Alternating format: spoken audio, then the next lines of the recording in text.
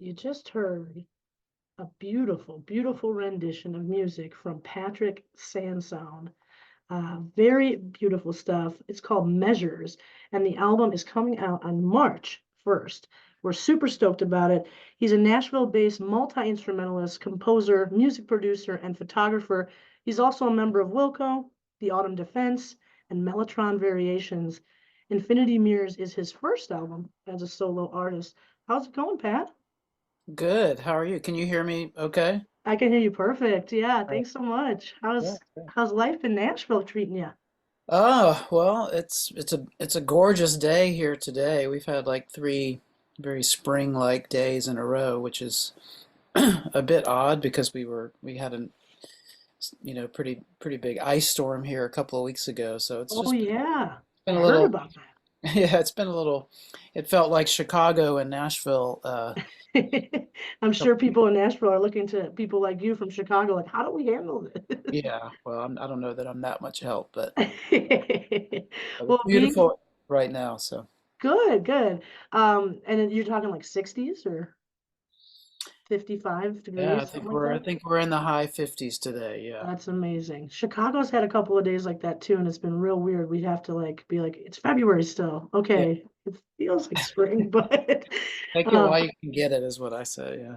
I know, same here. I think the vitamin D is just, I can't argue with that. Real D from the sun. Well, thanks for joining us today. I've been, jumping into this record, Infinity Mirrors, and I'm really impressed. I didn't realize that you had such an affinity for synthesizers, and it's a great record. Thanks so much for sharing it with us. Well, thanks for listening. I'm glad you're digging it. Um, yeah,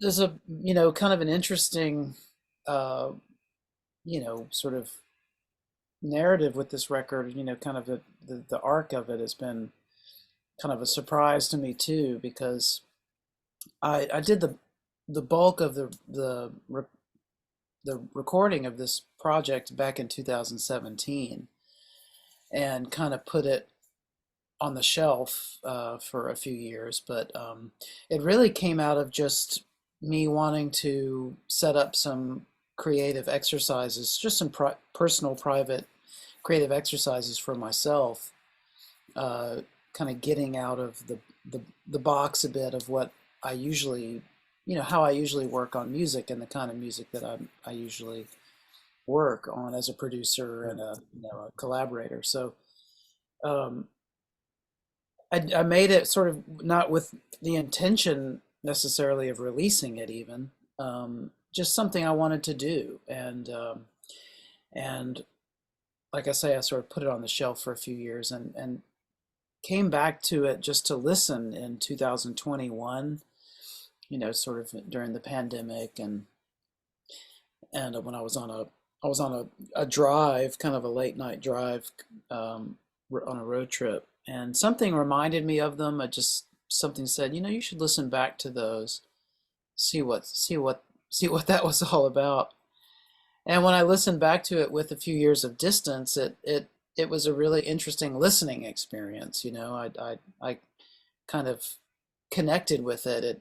It was sort of striking to me in an interesting way. So that's what led to me revisiting it, thinking about maybe fleshing it out a little bit more to make it an album length. And yeah, and then it was about another year before I did the other two exercises. But um, it's something that I think I'll probably continue to dip into. I'm sort of looking forward to getting back into that mode again. It's amazing. I'm glad that this project was something that kind of made you come back to and say, you know what, I do want to finish this. I want to see something with this and see how it, kind of comes together. But and then now that you want to continue with it, I think is great because it's really good. It's put me in a very good like mental state the past few days. I feel Good. like it's helping me just kind of center a little bit, and more of a not just a meditation album, but like in a way of kind of sorting thoughts and being able to kind of just be just be, and I think that's what we're all looking for, Well, that's what I mean, that's about as high praise as you could hope for. So thank you. I mean, that was kind of the feeling of making it, really, I mean, the way I made it was just the process was really just me coming down into exactly where I am right now, this very chair in this, in this very room, and just kind of deciding, I wanted each piece to be made fairly quickly in one evening, and um, I would just sort of set things up, and I would choose four different instruments to use for that particular piece. I wanted to keep it to four for some reason. I'm not exactly sure why, but I wanted to keep it somewhat limited, and just allow whatever happened in that evening with those four particular instruments, let that be the piece. And I didn't have anything pre-planned or pre-written, or it really was sort of turn something on, and whatever the first thing that, my hands touch the instrument, whatever is the first thing that happens, that's our starting point. And then just sort of improvise with myself with the other instruments, in the, in, like I say, in the course of one evening, and then let that be it. No, try not to mess with it later. And it was valuable just as an exercise, I think, just to, like you said, just kind of to allow myself to be, sort of be in that particular moment, and let whatever comes, reveal itself. So that was sort of the spirit of the project. It's absolutely coming through for sure. I mean, some of the things I wrote down, little quotes, was a wild ride of monumental heights, which it is. It's like a ride of I'm going up, I'm going down, I'm slowly, kind of slithering into comfort, but also a meditation on the spiritual connection we have between the sky above and the earth below. Kind of felt like I was connected to the earth, Wow. in a way that, yeah, it was really beautiful. I'm kind of on the end of finishing Twin Peaks, the series, and the second track really, really, Laughing Abyss, made me feel a lot like David Lynch, or very kind of, you know, um, a darkness that will bring the light kind of thing. And so Wow. I think you're speaking to a lot of different things with this, and especially because you didn't set out to like go tour on this or make it this big record. It was just like, let me go in the studio and see what happens. So I Yeah. love that. It was very much a personal, just it was just something I wanted to do out of just pure personal inspiration, and I think I needed to do something to kind of shut out the external pressure of expectation, and sort of, it's interesting, this is the first time I've released a record, under just my name. It's sort of in effect, it's my first solo release, but it's kind of the thing that's probably the most different from everything else that I've worked on that's out there in the world, and that sort of people associate with kind of what I do, and what I associate myself with what I do and how I approach music. Um, so it's kind of, I don't know, there's something to that. I think it's interesting that my first actual release with my name is something kind of outside of my Yeah, which outside you of wouldn't my expect. identity, and I kind of love that. But you mentioned David Lynch, and I'm a he's a big, creative hero of mine, and he's a big, I would say he's an artistic influence for me. Not just his approach to creativity, and sort of his feelings about spirituality and creativity, and I just find him fascinating, and I find his ideas really inspiring. And I think that I get a little mixed up on the timeline of this, but I was really taken with the his return to Twin Peaks in 2017, the Twin Peaks return. And I don't know if I did the first pieces on this record before that came out, or maybe during that time. I'm not really sure. Ooh, that gives me goosebumps. That's amazing. You're right. You're right. And then I listened to his during the pandemic. I listened to his the audiobook of his most recent memoir, which is just fascinating. So I think it's all kind of in there, you know. I mean, his ideas about consciousness and kind of how it informs what he does. You know, I feel a connection to that for sure. That's great. I'm happy to hear that. I definitely get that. Even from the sweater you're wearing, I feel like you're in a It is great kind of a lodge. twin. It is a little Twin Peaksy, It yeah. is. I'm The like, little log lady. It's from the log lady line, you know. it's very long lady, very much so. I love it.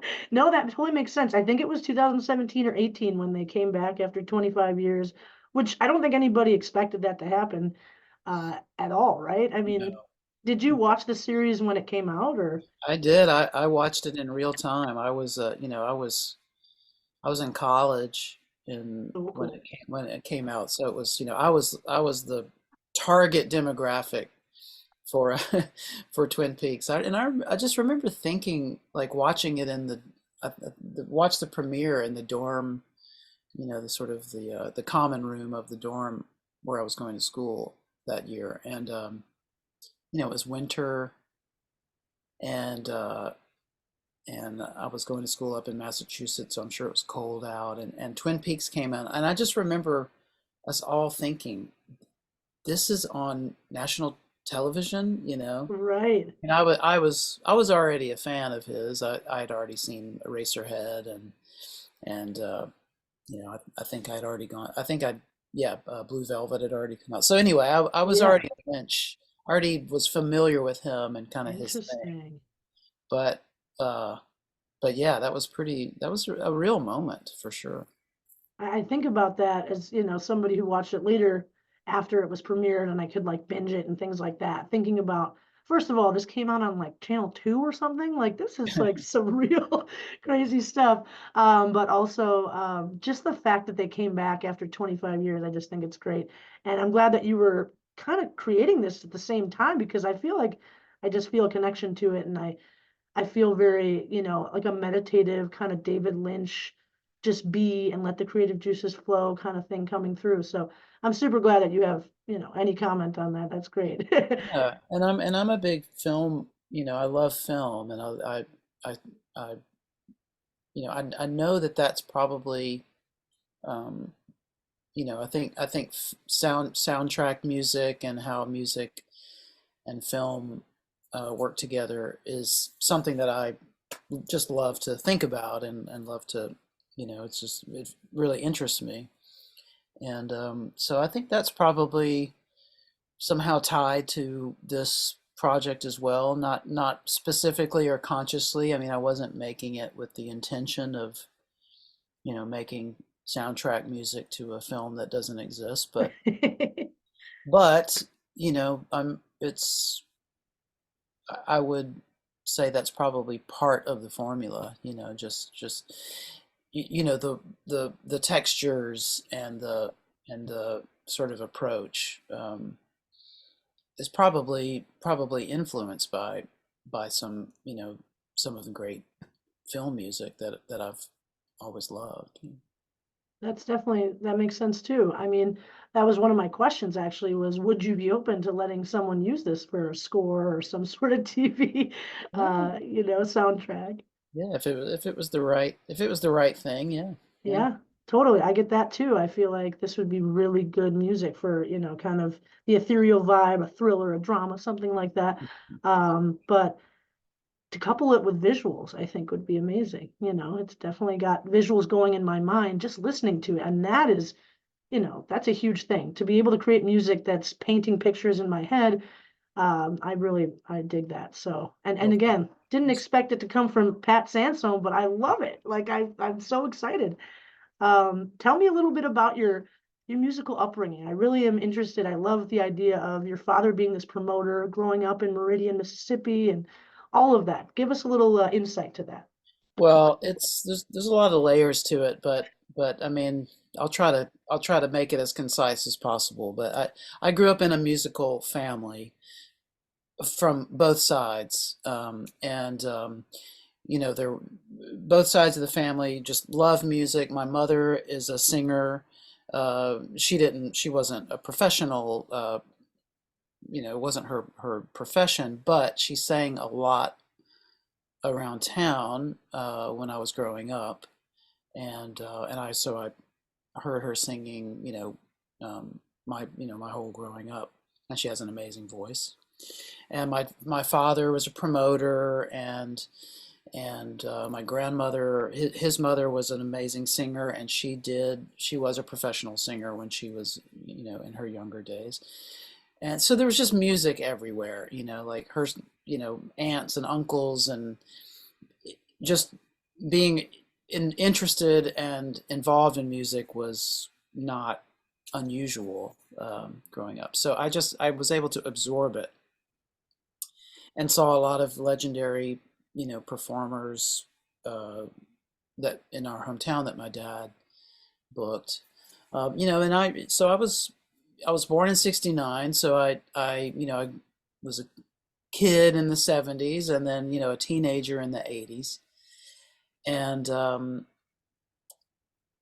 I was just a very curious kid, as far as music goes. I sort of absorbed and was interested in a lot of different stuff. I mean, I really got interested in music of the '60s when I was, kind of, 11, 12, and became a huge Beatles fan. And then that led me to all kinds of other '60s music.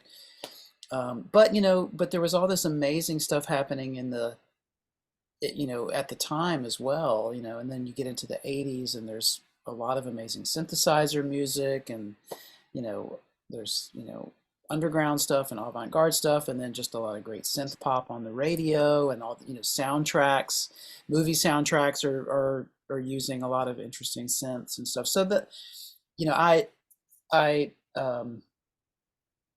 grew up in the synth era. You And really did.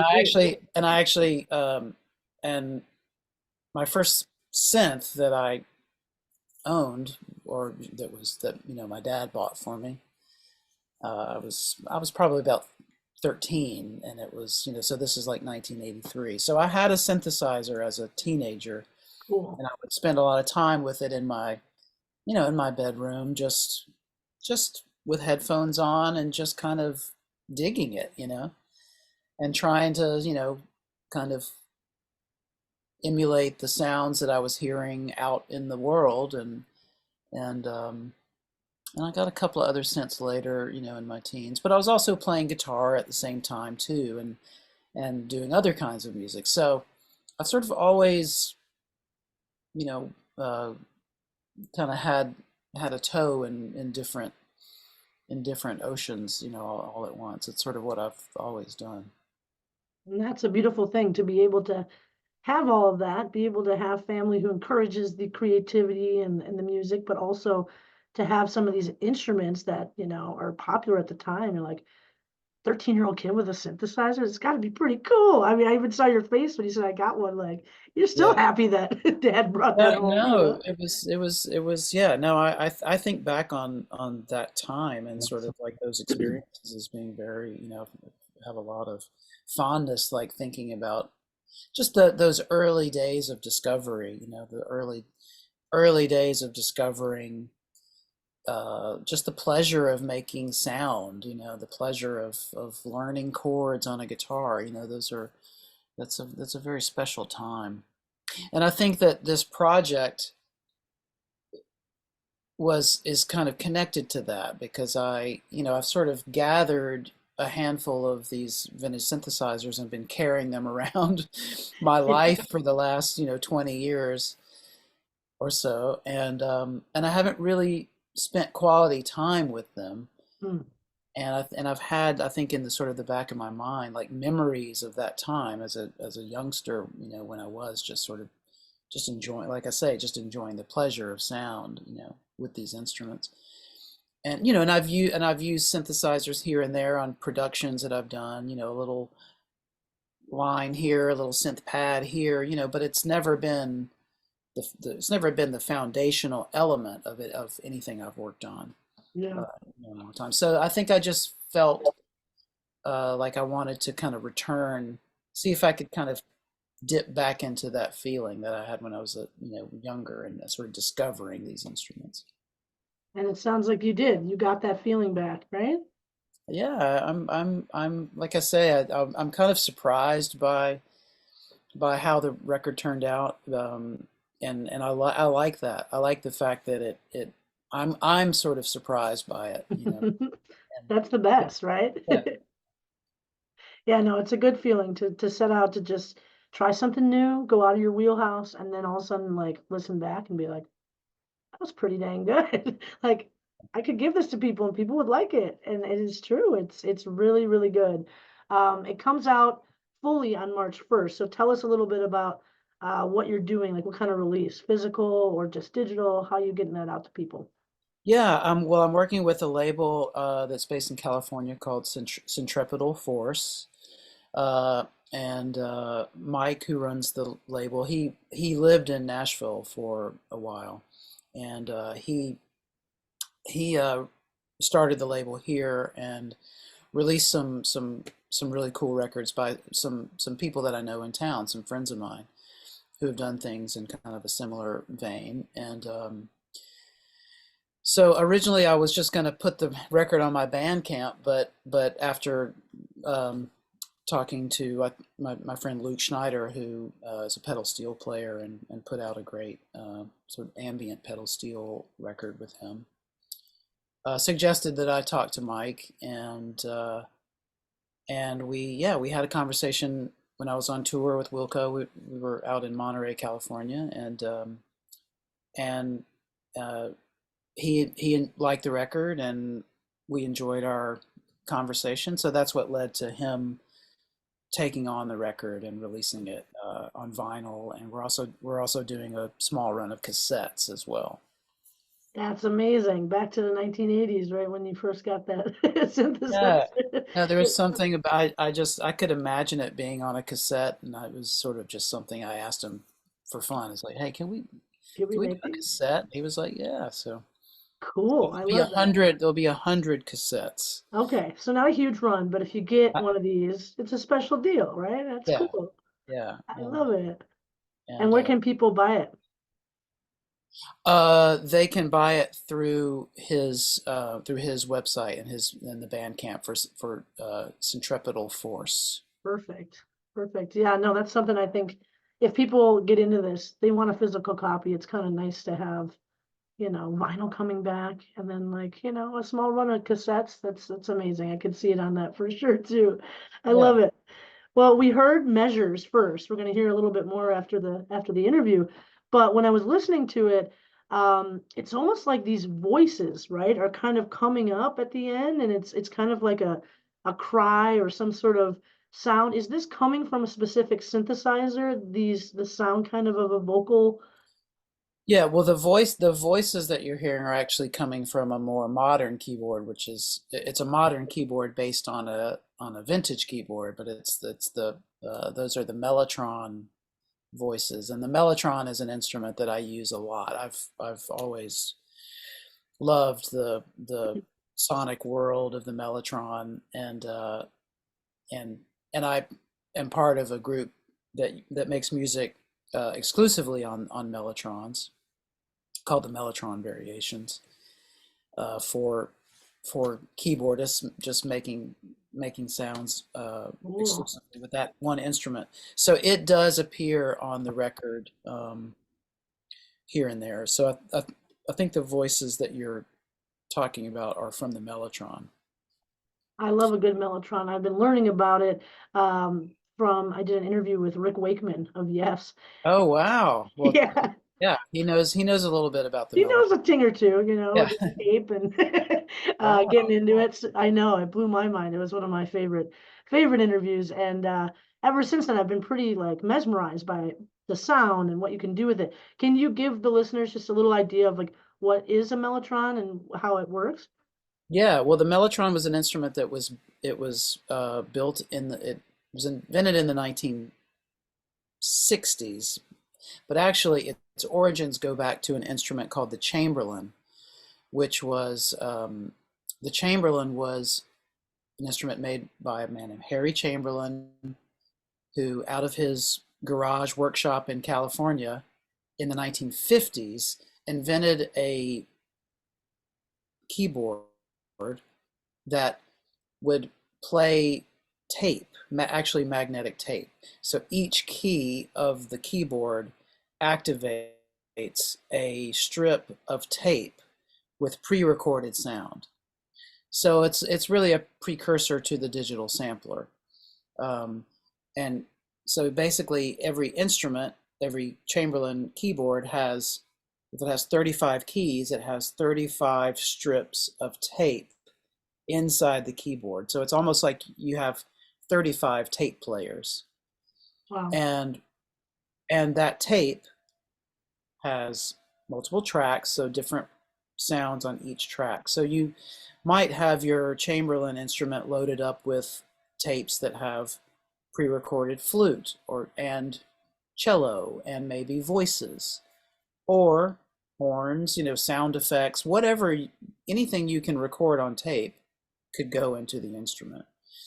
And Mellotron was a company that was in the UK that there's kind of some scandal to the story, but someone who worked for Harry Chamberlain took the design to England and sold it to this company Mellotron that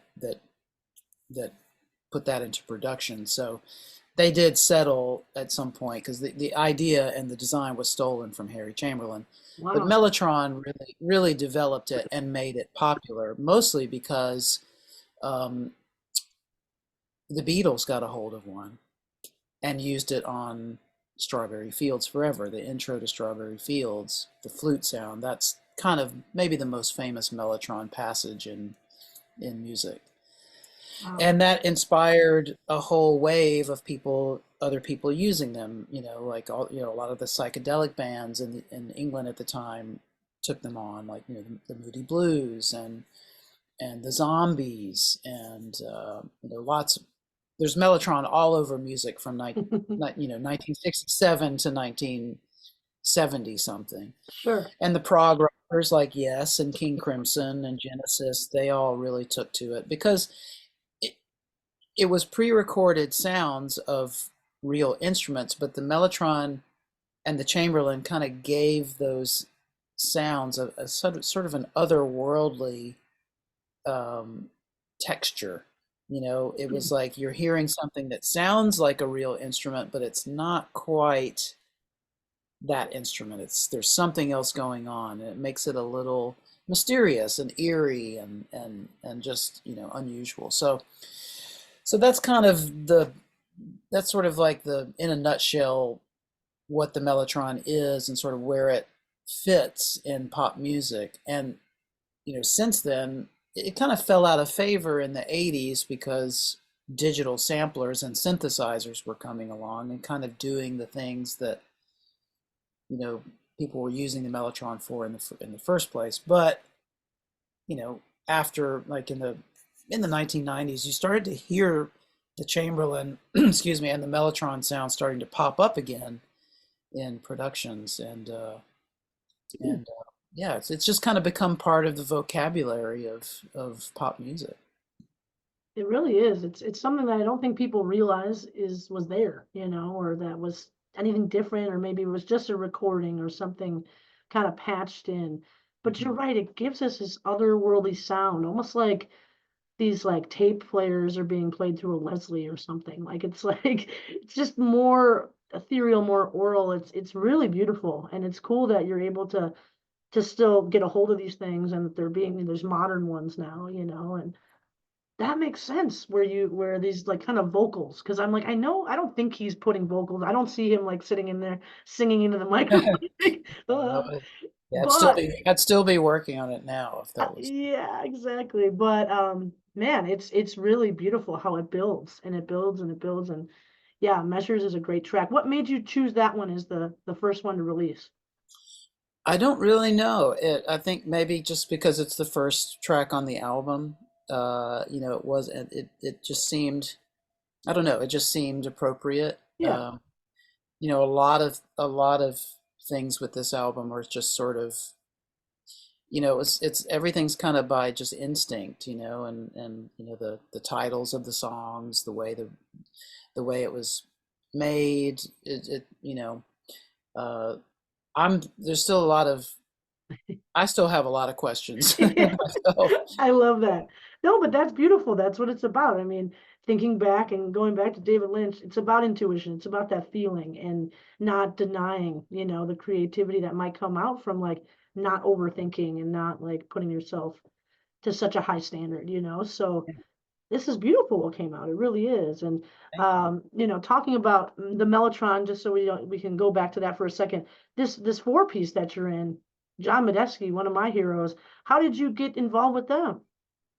Well, I'm friends with Robbie Grant, who is one of the musicians, part of the quartet, Hmm. and he and I are buddies through Memphis connections because Cool.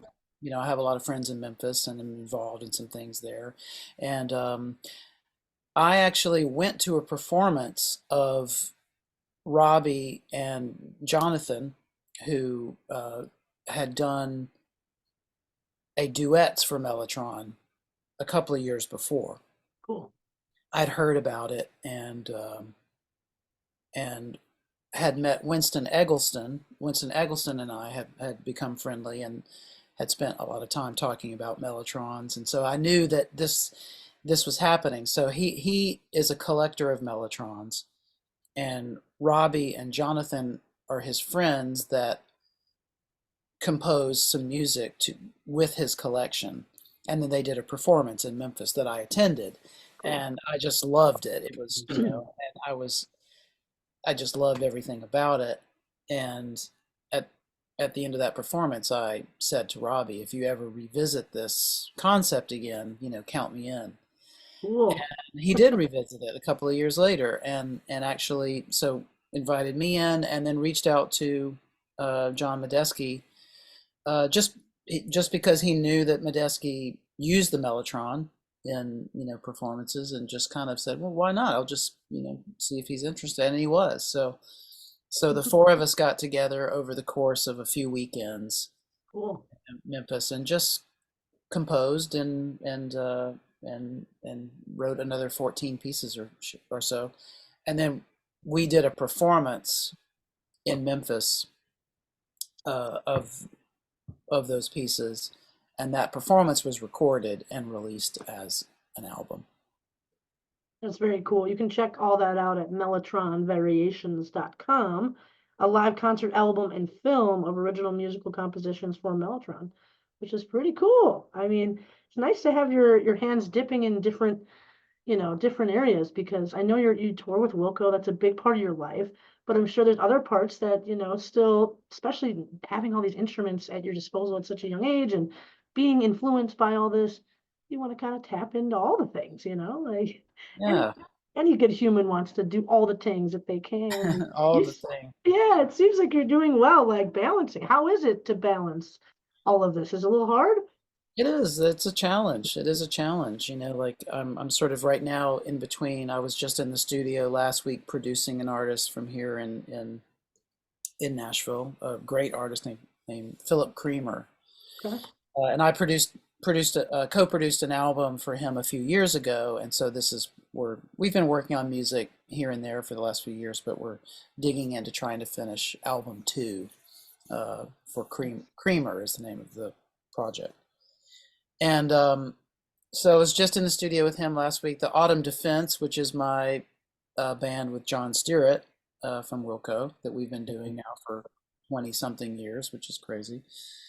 We're working on a new album, so I'll be in the studio with those guys next week. Oh my gosh, cool. Congrats on that. Thank you. Yeah, I'm excited to. We haven't made an album in 10 years, so Exciting. we're happy to be back, in that creative place again.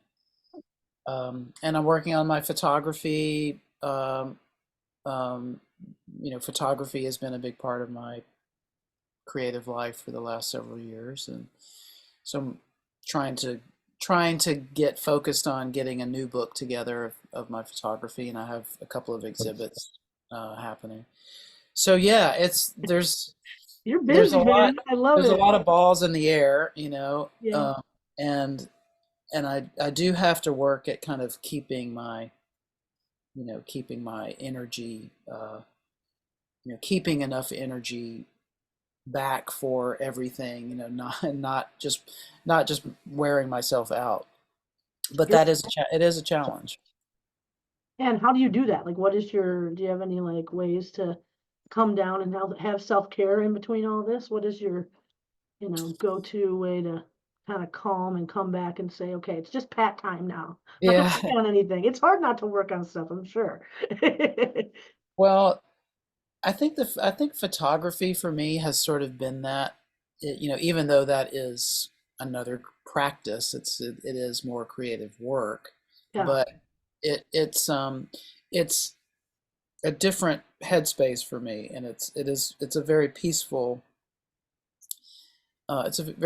practice for me because I'm generally my photography work is done, I'm alone, I'm just sort of driving or walking and just kind of with myself and just trying to be present, so yeah, I do think of my photography practice as a meditation in a way, or it's the closest thing that I have to a regular sort of meditative spiritual practice. that's beautiful. But, so that I think that's really helpful, but then it does turn into There's it still does like turn deadlines into and things when the you want to make deadlines it. and Yeah, I mean, I'm exhibiting a bit and doing the book. So, but that's all, that it's, I'm happy to, I'm happy to be able to have that work be looked at as well. So, and that's also something that you kind of just fell into. It wasn't like you went to school for photography or said, I'm going to be a photographer, right? It just kind of was a good place to meditate and get your, thoughts together, and just all of a sudden you're making some pretty cool photos and thought, hey, like let's do something. Because I know you did what, a book like 10 years ago, 13 years ago, that was the portrait book, yeah, or The Polaroid Polaroid book. book, yeah, yeah, And that then came out in 2010, and then I did a reprint of it in 2020. that's what it was, the Polaroid book, and then it got reprinted in 2020. And then there was you're gonna be putting out something else, it sounds like. So it's like it's definitely something that, it seems like with your career, something where you just kind of follow your footsteps and trust in yourself, and all of a sudden these creative outlets are pouring out, and it's good, it feels good. Thanks. Yeah, I try to, I try to just follow my nose as much as I can, and let things unfold. Um, It's good advice, I think. I think it really is. And serendipitously, a lot of things then happen, like magic happens. I heard you kind of talk about magic at a young age when you saw Gladys Knight and the Pips mm, play at your dad's venue. I mean, and I loved it. You described, they came in street clothes, and then all of a sudden they're this entity, this beautiful superstar of, um, what a cool experience. And so it seems like you've been yeah. chasing magic all your life, and not even chasing, it's just been coming because you've been allowing it. Yeah, I mean, I think that's, I think those are important things, those are important experiences that, when you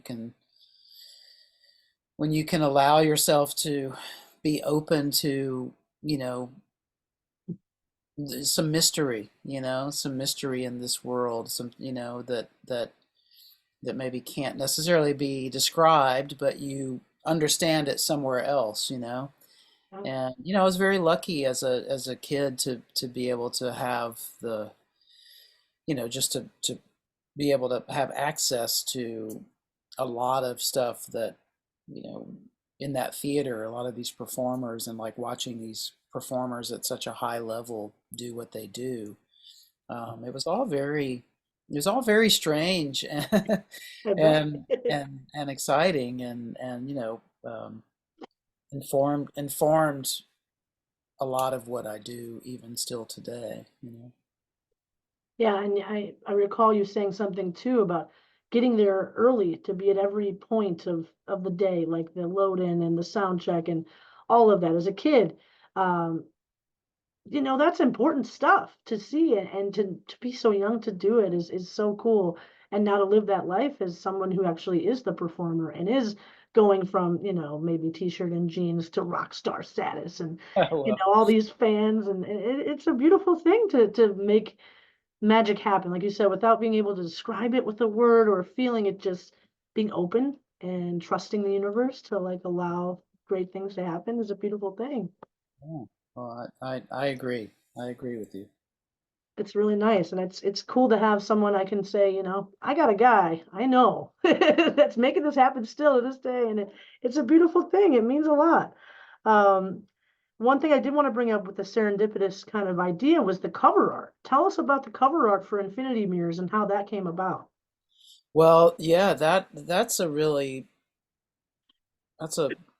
part of the story that I love. That yeah, the I had like I said, I had made the bulk of the music in 2017. Didn't know what I was going to do with it or how, in what form it would take, but revisited it in 2021. Thought to myself then, oh yeah, this maybe I'll put this on my Bandcamp or something. Maybe I should maybe I'll share this.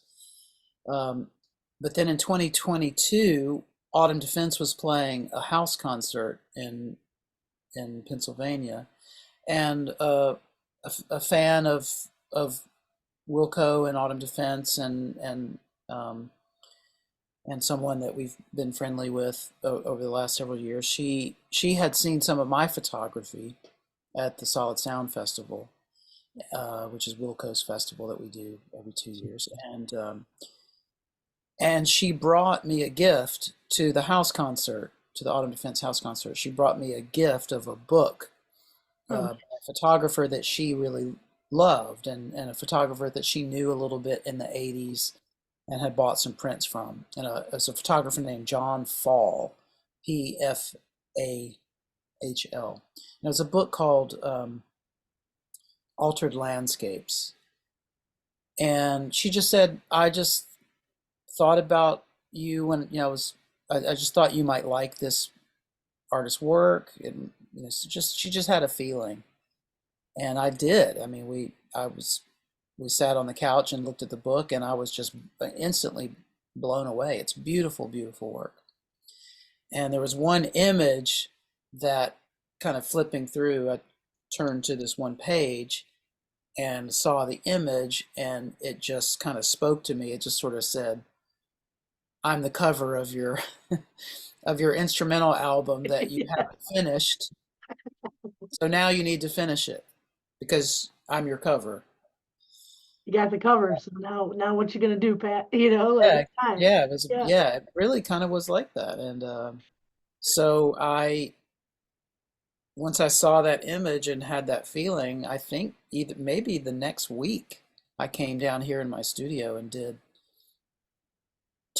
some more of these creative exercises and fleshed out the album. So the completion of the album was directly influenced by encountering that cover image. And I didn't know if I'd be able to get the rights to be able to actually use it for the cover, um, but very serendipitously, that was able to happen. Sadly, I wasn't able to communicate directly with the photographer because he passed away in 2021 or 2020, but somewhere in that time. yeah. But I did make contact with the women that run his artistic trust, run his handle his work now. And as it turns out, they had seen my photography at one of the Solid Sounds. Whoa. So it was just this really wonderful kind of, full circle sort of thing, and they said, they expressed that they knew that John Fall would have really enjoyed this collaboration, if he was still around, and he would have been all for it. And so that just made me feel really, really really good, that it happened in that way. Oh yeah, that's beautiful. Thank you for sharing that. I mean, sometimes that's what we need is something kind of otherworldly or just something you weren't pushing to make happen. All of a sudden it's like, oh, I know exactly what this is for. This came to me so that I can, continue this record that is amazing. That's really beautiful, and I think is definitely more, worth more than just sharing a little bit. Like it's definitely worth the big release and your first solo album. I think it really shows how multifaceted you are in music and in creativity, and it's just, man, I love that story. It's a beautiful thing. You didn't Yeah, expect that. it's pretty cool. I'm glad that that's a part of the mix. Me too. So the actual image of it, it's like, the landscape of it, and then there's kind of like these two kind of like less than signs, kind of, or little triangular symbols at the bottom. So that was all part of the painting. You didn't add anything to it, right? Or the photo. No, no, it's a photograph, Cool. not manipulated digitally in any way. I mean, it's a photograph from 1977, Oh, wow, cool. and so yeah, it's just it he the book, the concept of the book is that he would find these landscapes, he would find these places out in the world, and then he would just add an element or two to the actual landscape and photograph it. So he's kind of creating these little, they're almost like, these optical illusions or these sort of Sure. almost, these surrealist kind of visual puns in a way. Um, and so they're all really interesting. There's one where he's taken a picture where he took a aluminum pie tin, circular pie tin, and placed it on the ground, and he shot it on a night of a full moon out in a kind of a desert landscape, and the pie tin on the ground and the full moon up above are in perfect symmetry. Whoa. Oh my So, gosh. Cool. something you could do with 2 seconds with Photoshop now, but I mean, he went out into Yeah. he And went out that's into this place and did this, did this with his hands and using film and cool. they're gorgeous. They're gorgeous to look at, and the concept is really, interesting and has kind of a bit of a dry sense of humor too. So I love the work. I do too. I think it's perfect for this album and the kind of interpretation I got from it, because like those signs or whatever, are a little bit like metal, just like this metal tin you're speaking of. But kind of like it almost looks like they're like an opening to something, like the way that they're kind of, and it kind of feels like it's like the opening to the heart or something over Hmm. this beautiful, landscape, breaking into the world and breaking into the heart. It's visually very amazing, and it's not super complicated, like it's a beautiful thing to look at. And I'm so glad that it's a photo, because that's something that you enjoy as well, and not necessarily yours. I'm sure people might think it is yours, and then they can go and find out about John, which is beautiful. So you're keeping Yeah, his legacy alive, which is wonderful. yeah. I love that too. So it was all meant to be, as they say sometimes. I hope so. Um, It definitely sort of feels that way. So it should. I love that. So I've had people asking, like people at City Winery. I told them I was interviewing you, and they were like, "Is he coming on tour with this thing or what?" And I said, "I don't know. That'll be a question for tomorrow." I So what do don't you know. think? I don't. I've a couple of people have asked me that, and I'm not even really sure how I would perform these pieces, Yeah. because I don't even remember exactly how I did them, in True. some ways.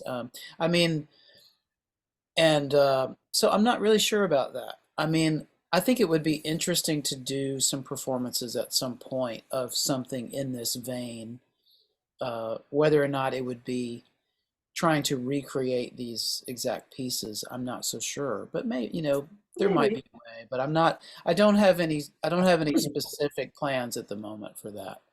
Um, I would definitely like to sort of revisit this approach and maybe continue to do some music in this vein, and maybe it would be similar. I'm not sure, how it would turn out. Totally. No, I think that's a good idea. It's kind of like this, just improvising on the spot kind of thing, having those four instruments maybe, and showing people what it was like to just do that and not knowing what's going to come out. But that's kind of cool. I kind of like that idea for sure.